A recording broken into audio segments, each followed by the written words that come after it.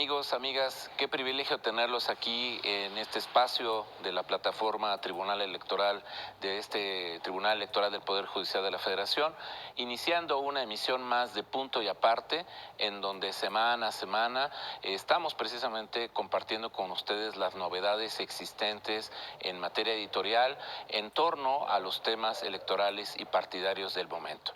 Como siempre, es un gusto tener el privilegio de verme acompañado por el doctor Carlos Báez Silva, director del Centro de Capacitación Judicial Electoral de este Tribunal Constitucional, y al mismo tiempo también darle la bienvenida y tener el privilegio también de vernos acompañados del licenciado, del maestro, Antonio Faustino Torres, quien precisamente en fecha reciente ha podido sacar, precisamente bajo el patrocinio del Instituto Electoral del Estado de México, esta magnífica investigación que es los órganos electorales administrativos en México y los problemas de su autonomía, los casos del IEM y del IEDF.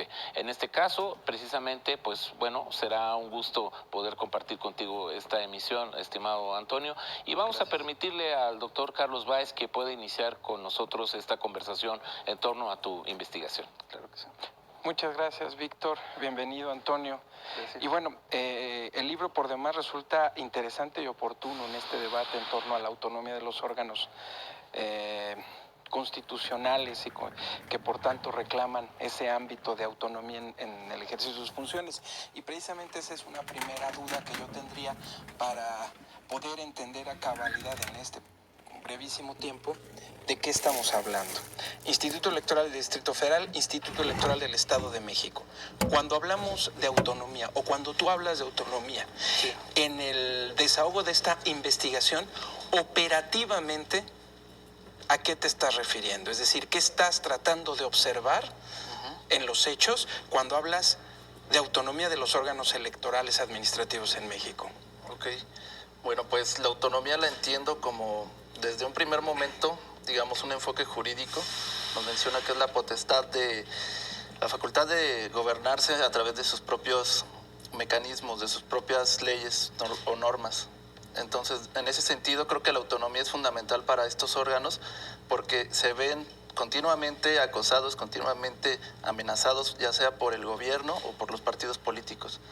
En ese sentido, creo que es relevante analizar, medir, constatar en qué medida son autónomos y por otra parte, cómo se transgrede esta autonomía por parte de los actores políticos.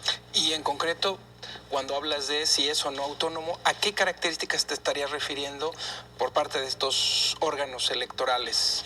Okay. Sobre todo tomando en cuenta que en el libro mismo haces una distinción entre el contexto jurídico y el contexto político. Así es. ¿Qué estarías observando en lo jurídico y qué estarías observando en lo político para poder hacer referencia a autonomía?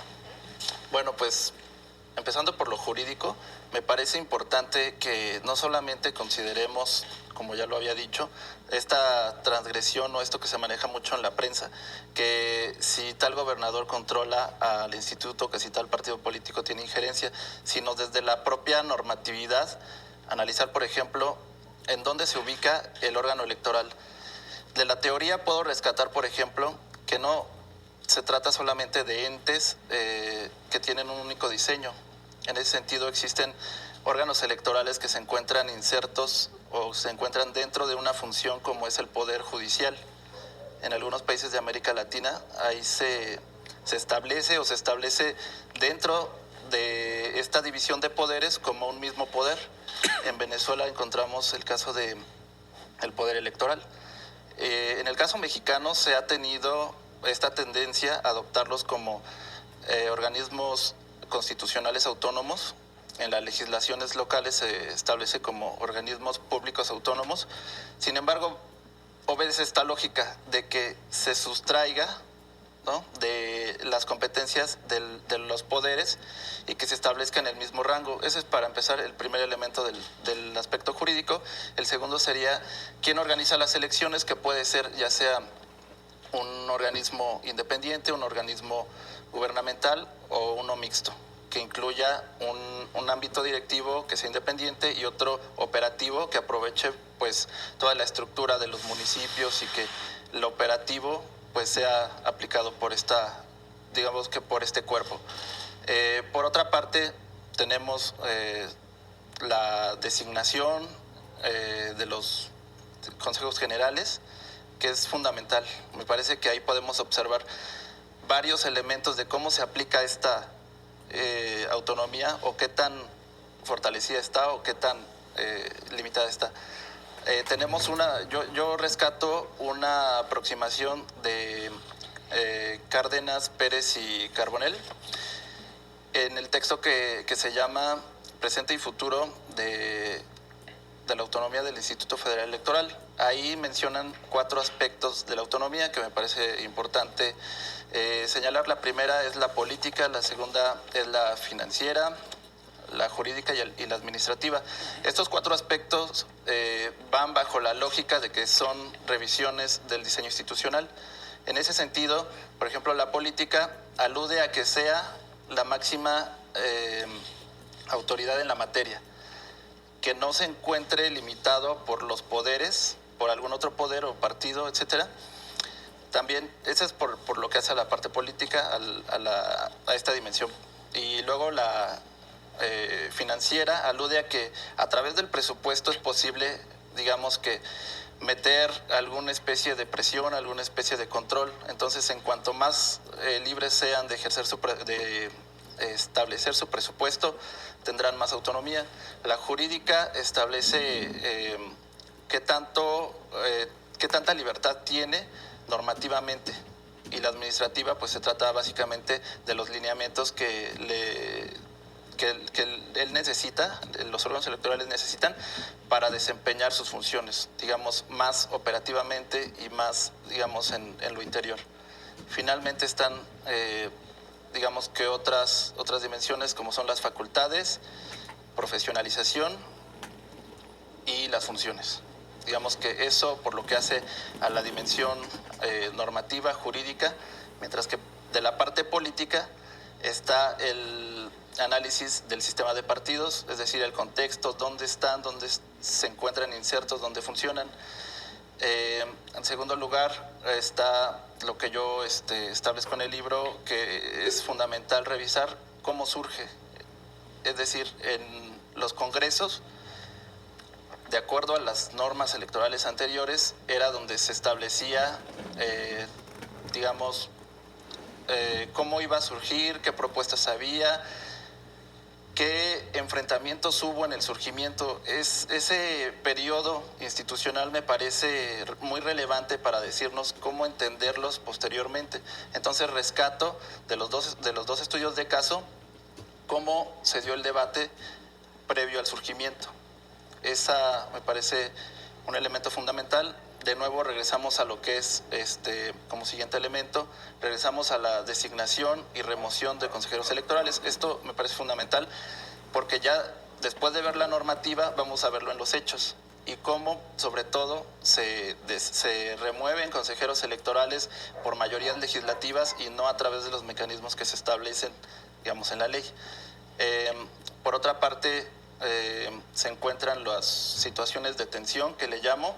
Esta es una revisión sobre todo hemerográfica, un seguimiento sobre todo también de documentos, de actas, en donde se observa el choque, digamos, de los órganos electorales, de los consejeros electorales, de los partidos políticos, de los líderes partidistas con estas autoridades. Es decir, no simplemente se han dejado maniatar, no simplemente se han dejado, digamos que, controlar.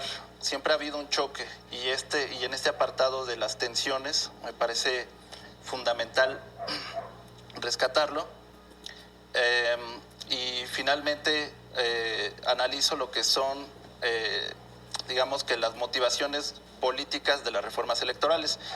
Esto, digamos, lo retomo de otros autores como el propio Duverger, como Douglas Ray, etcétera, quienes analizan de la legislación qué elementos verdaderamente están justificados en una mejora en el diseño institucional y qué factores son, digamos que están hechos a modo para interferir, para ganar espacios, para avanzar electoralmente.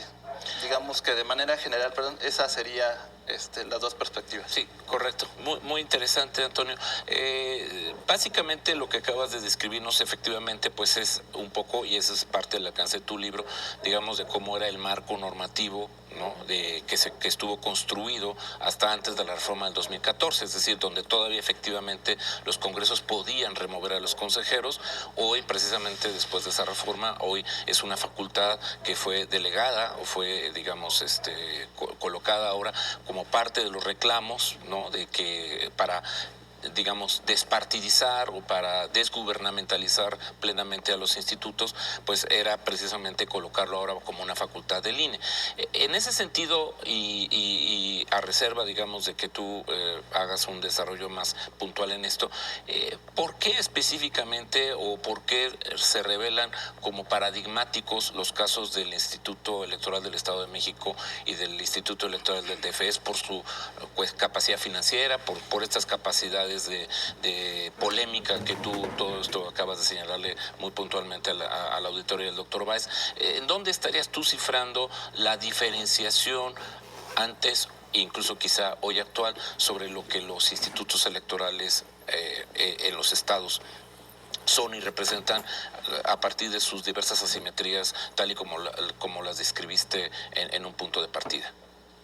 Bueno, pues la relevancia sobre todo del Instituto Electoral del Distrito Federal me parece mayúscula, porque al ser la capital del país siempre ha estado, digamos que en el reflector, siempre ha estado en la mira de prácticamente todo el país.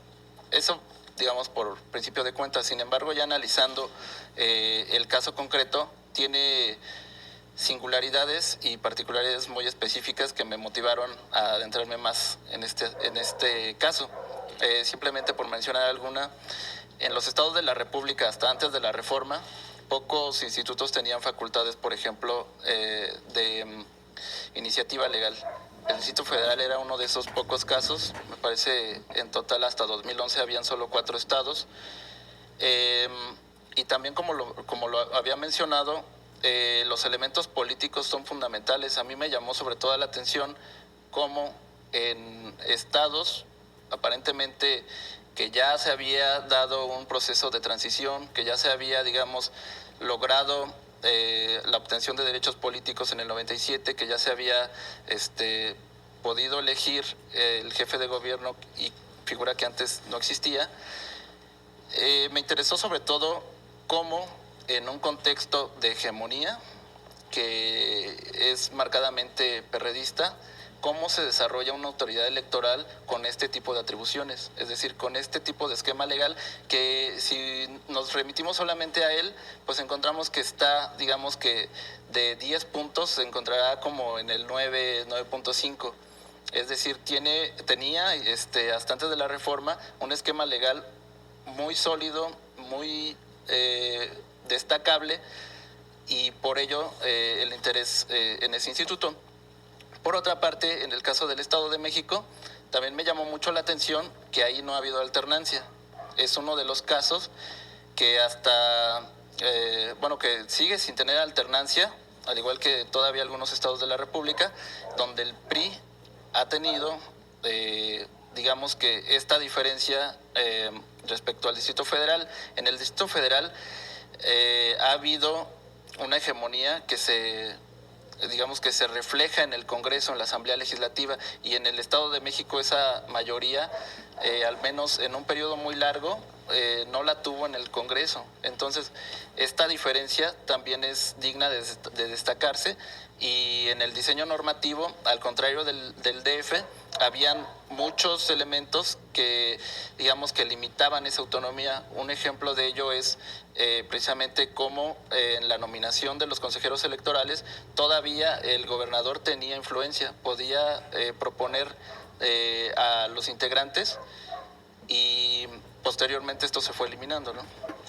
Precisamente, ya que se mencionan estos hechos, solo preparando la siguiente pregunta que te invitamos a que desahogues Sí. en cuanto regresemos de nuestro corte, sería más bien en torno a las variables que manejas en el libro y a las que acabas de hacer mención. Es decir, estos ámbitos, el jurídico y el político, estas dos arenas en las que se manifiesta la autonomía, la administrativa, la reglamentaria, la de nombramiento y destitución, como ámbitos, digamos, en los que se concreta esta autonomía, y tú observas una variable importante, es decir, la relación o no, o mejor dicho, la existencia o no de lo que denominamos gobiernos unificados, en cómo afecta la existencia o no de gobiernos unificados en el grado de autonomía de los, en particular, estos organismos públicos electorales del Estado de México y de la Ciudad de México. Pero precisamente para que nos ilustres sobre este punto, te invitamos a que junto con nuestros invitados que están de aquel lado de la pantalla y nuestras invitadas que están de aquel lado de la pantalla nos acompañen y hagamos un brevísimo, un pequeño corte para regresar con esta intervención del maestro Antonio Faustino Torres, precisamente en torno a cómo afecta esta variable de los gobiernos unificados o no, el grado de autonomía en el desempeño de las funciones de los organismos públicos electorales del Estado de México y de la Ciudad de México. Regresamos en breve, no se vayan, hasta luego.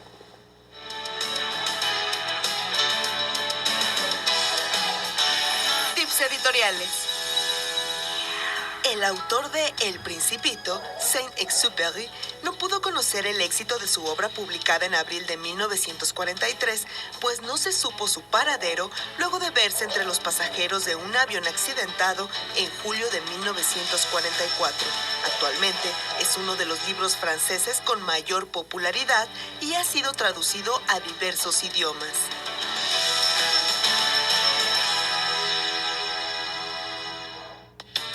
Derechos políticos son derechos humanos. El Tribunal Electoral del Poder Judicial de la Federación los protege y tutela mediante la impartición de justicia electoral abierta. Cada sentencia del Tribunal Electoral del Poder Judicial de la Federación contribuye a protegerlos y fortalece los principios que rigen los procesos electorales. Tribunal Electoral del Poder Judicial de la Federación. 20 años protegiendo tus derechos políticos. Un libro electrónico es básicamente el mismo libro que uno puede encontrar en una librería, con páginas, solo que en un formato no tangible, en un formato digital. Es decir, en vez de tener un libro, es un archivo. Y ese archivo contiene exactamente el mismo contenido que el libro impreso. La portada, la contraportada, la información idéntica con algunas funcionalidades extras que dan los lectores del libro electrónico. La practicidad. Es mucho más sencillo llevar consigo un lector del libro electrónico que en su memoria guarda una cantidad muy grande de libros. Puedes tener un libro de 600, 800 páginas o varios y no tienes la necesidad de cargarlo en maletas, no es voluminoso. El libro electrónico no va a sustituir al libro impreso. Se tenía un temor de que ocurriera a finales de la década pasada, 2008-2009, porque los libros electrónicos tenían una ventaja evidente sobre los impresos, el costo, la practicidad, etc. Lo que está ocurriendo es que conviven. Hay gente que compra un libro impreso porque le gusta, porque es una sensación que no se puede sustituir, la del libro, hojear un libro. Pero también compran una copia digital, por ejemplo, por si salen de viaje, por si se les pierde el otro libro. Entonces, los propios lectores, consumidores de libros, han encontrado que ambas opciones pueden coexistir sin que una le quite a la otra.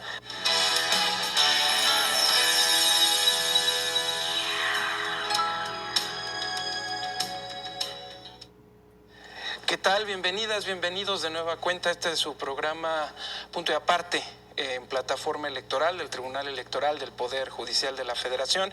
Estamos con el maestro Antonio Faustino Torres, conversando en torno a su más reciente libro, Los órganos electorales administrativos en México y los problemas de su autonomía, los casos del Instituto Electoral del Distrito Federal, hoy Ciudad de México, y del Instituto Electoral del Estado de México. Nos habíamos ido precisamente al corte preguntando en torno a cómo afectan en estos ámbitos de autonomía o cómo afecta o cómo incide en estos grados, en estos ámbitos de autonomía, esta variable de gobiernos unificados, casos del Estado de México y el Distrito Federal, hoy Ciudad de México. Antonio, por favor. Sí, muchas gracias. Es fundamental, me parece que hasta la legislación federal anterior, inmediata anterior, tenían la facultad los congresos locales de emitir su propia legislación en materia electoral. En ese sentido, creo que de tener un gobierno unificado, pues básicamente tienen todos los incentivos de intervenir en los órganos electorales a través de reformas.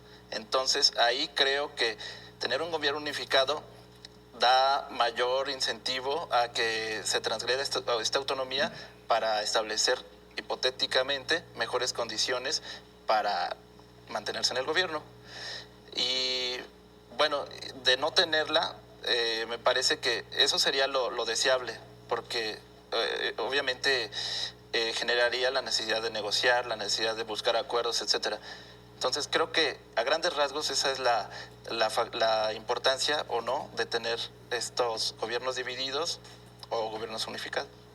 Ahora, en ese contexto, Antonio, el tema, digamos, que se produce con la reforma electoral, es decir, los diferentes elementos que ahora precisamente harían como un intento de corrección a muchas de estas acusaciones que estuvieron presentes durante este proceso. Es decir, la condición que tú observas, por ejemplo, de la transformación de institutos electorales autónomos, a pasar ahora a un régimen de codependencia del Instituto Nacional Electoral, ¿qué tanto, por ejemplo, en todas estas variables políticas y variables normativas de diseño institucional, consideras que realmente la reforma nos está mostrando o estaría mostrándonos capacidades precisamente para corregir estos elementos anteriormente criticados?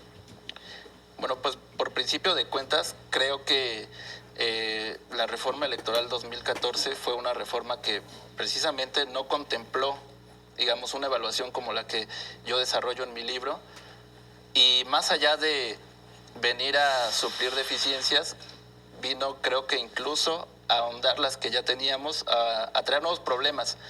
En ese sentido, yo creo que es muy útil traer a cuenta, por ejemplo, cómo a partir de la crítica que se hace de los organismos más bien de los órganos públicos autónomos, que eran como se denominaba jurídicamente a los institutos, se vino a cuestionarlos, a decir que no sabían o no podían administrar las elecciones porque tenían contextos ya sea de partidos hegemónicos, de gobernadores fuertes, etcétera. En ese sentido, más allá de venir a dar certeza, certidumbre a la organización de las elecciones, ese me parece que ha sido uno de los problemas fundamentales. Es decir, con la legislación electoral anterior ya sabíamos que los órganos electorales estatales desarrollaban sus elecciones de las autoridades locales y la autoridad federal lo hacía de las nacionales. Sin embargo, yo no puedo ubicar más allá de tal vez todo el proceso que se lleva a cabo de la selección de consejeros electorales, no puedo ubicar una ventaja como tal. Al contrario, creo que existen más desventajas, sobre todo porque con este nuevo esquema se trastoca el pacto federalista.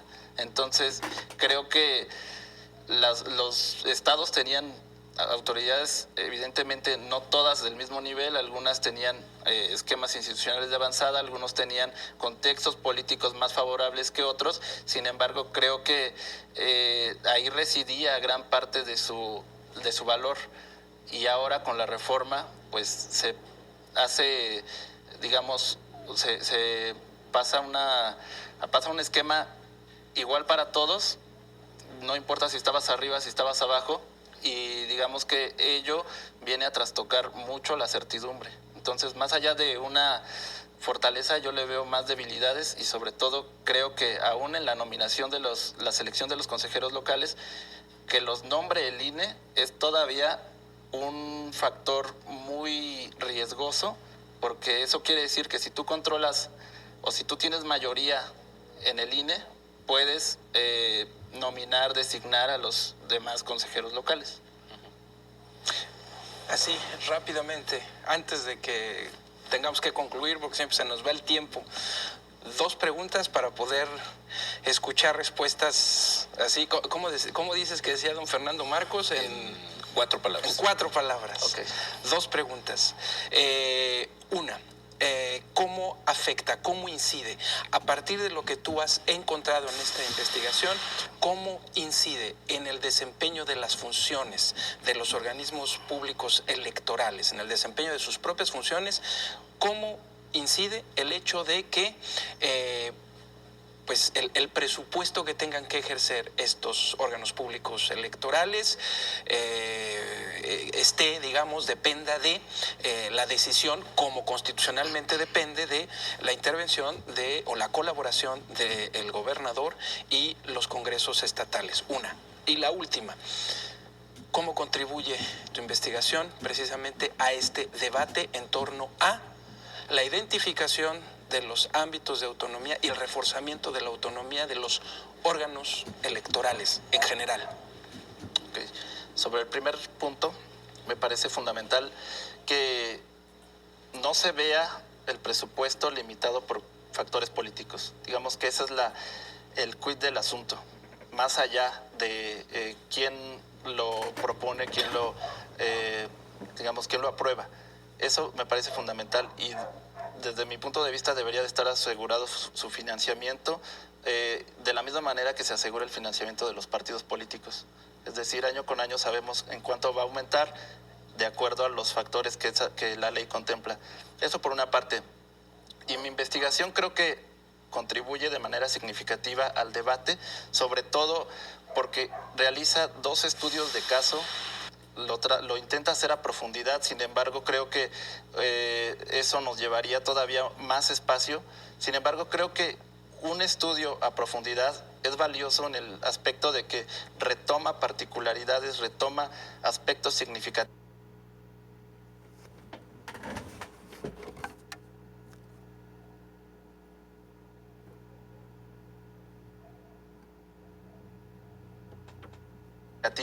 que a veces estudios cuantitativos o de otro tipo, de otro corte, los deja de lado.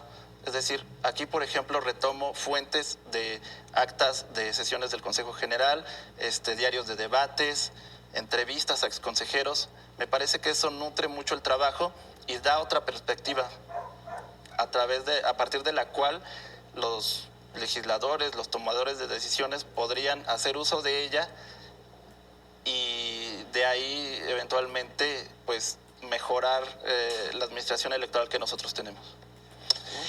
Pues, estimado Antonio, pues evidentemente el tiempo siempre se nos viene encima. Sin lugar a dudas, creo que tu investigación, los órganos electorales administrativos en México y los problemas de la autonomía, los casos del IEDF y el IEM, que muy gentilmente has compartido con nosotros en esta oportunidad, pues sin lugar a dudas abre precisamente una veta muy importante para nosotros desde el punto de vista de cómo ir manejando esta relación entre los órganos subnacionales que ahora se articulan con una autoridad más centralizadora, como es el caso del Instituto Nacional Electoral, y los dilemas, como tú lo señalas, es decir, los problemas de los congresos, los problemas de los factores políticos, y ver cómo este rediseño que surge después de la reforma electoral 2014, pues todavía nos lleva a suficientes polémicas y situaciones que tendremos que ir viendo sucesivamente de aquí, por lo menos hasta nuestro escenario más importante en el corto plazo, que serán seguramente las elecciones presidenciales del 2018.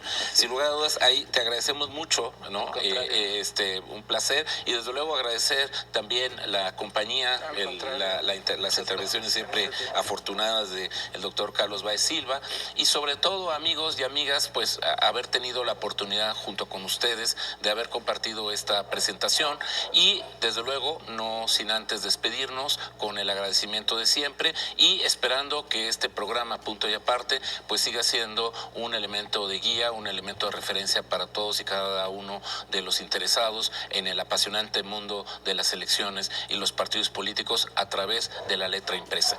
Sin más, un servidor, Víctor Alarcón Holguín, les agradece mucho la gentileza de habernos acompañado, y no sin antes despedirnos con la oportunidad de dejarles a su consideración nuestras novedades y sugerencias bibliográficas que aparecerán a continuación. Muchas gracias y hasta la próxima emisión.